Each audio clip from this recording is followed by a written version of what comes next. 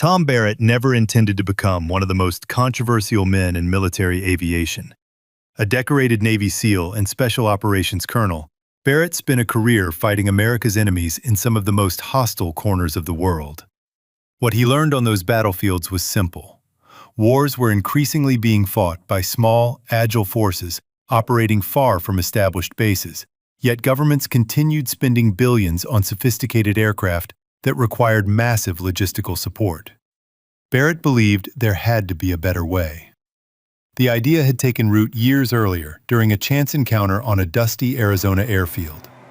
Along Highway 95 between Bullhead City and Needles, two government officers watched a 17-year-old crop duster pilot named Johnny Hartman fly a weathered agricultural aircraft with astonishing precision. While others saw a farm plane, Barrett saw something different. He saw endurance, reliability, simplicity, and a machine capable of operating where modern combat aircraft could not. That image remained with him throughout his military career. Upon retirement, Barrett received a generous government severance package, his golden parachute. While friends expected him to invest in real estate or retire comfortably, Barrett invested every dollar into acquiring agricultural aircraft and transforming them into something entirely new. Working with former Special Operations veterans, engineers, mechanics, and pilots, he began converting rugged crop dusters into armored multi-role aircraft capable of intelligence gathering, surveillance, reconnaissance, close air support, and precision strike missions. The aviation industry laughed at him. Defense contractors dismissed him as a dreamer. Military analysts called his concept obsolete. Barrett ignored them all. His aircraft were inexpensive to purchase, easy to maintain, capable of operating from dirt strips, and able to remain airborne for hours while supporting troops on the ground. Small nations struggling against insurgencies quickly recognized the value of Barrett's designs. Orders began arriving from around the globe. Governments in Africa, South America, Eastern Europe, and Southeast Asia lined up to purchase what the media soon labeled Barrett's Dusters.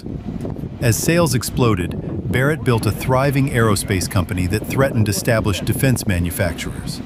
His success attracted powerful enemies, none more determined than CIA Director Victor Marcus. Publicly, Marcus argued that Barrett's growing influence represented a national security concern. Privately, major aircraft manufacturers feared the emergence of a low-cost competitor capable of disrupting a defense market worth hundreds of billions of dollars. Lobbyists pressured Washington. Investigations were launched. Congressional committees questioned Barrett's business dealings. Intelligence agencies monitored his activities. Anonymous leaks painted him as a rogue operator selling military capabilities to foreign governments. Yet every attack only increased Barrett's reputation. To many nations, he had become a visionary, willing to challenge an industry built on expensive and increasingly impractical solutions. While Barrett fought political battles in boardrooms and congressional hearing rooms, military leaders quietly began reaching the same conclusions he had reached years earlier. Special operations commanders wanted aircraft that could deploy rapidly, operate from austere environments, provide persistent surveillance, and deliver precision firepower without the enormous costs associated with traditional combat aircraft. Eventually, the concept Barrett had championed evolved into a new generation of military aviation. Derived from the same rugged agricultural roots that inspired his original vision, the aircraft would emerge as a modern battlefield workhorse, capable of supporting special operations missions across the globe. What critics once mocked as a glorified crop duster had become a legitimate combat platform. Barrett watched from the sidelines as the military embraced ideas he had spent years defending. Standing on a desert runway late in life, he observed a formation of aircraft disappear into a blazing sunset and reflected on the extraordinary journey. The aircraft flying overhead carried advanced sensors, precision-guided weapons, and state-of-the-art communication systems. Yet beneath the technology remained the same rugged DNA of the humble crop duster he had first admired decades earlier.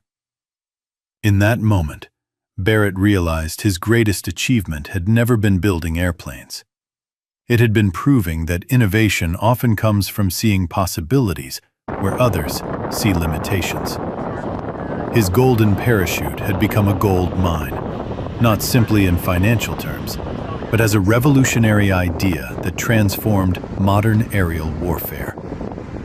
The retired Navy SEAL who refused to accept conventional wisdom had forever changed how nations viewed air power, demonstrating that sometimes the future arrives not in a billion-dollar jet, but in the cockpit of a simple farm plane flown low over a dusty Arizona field.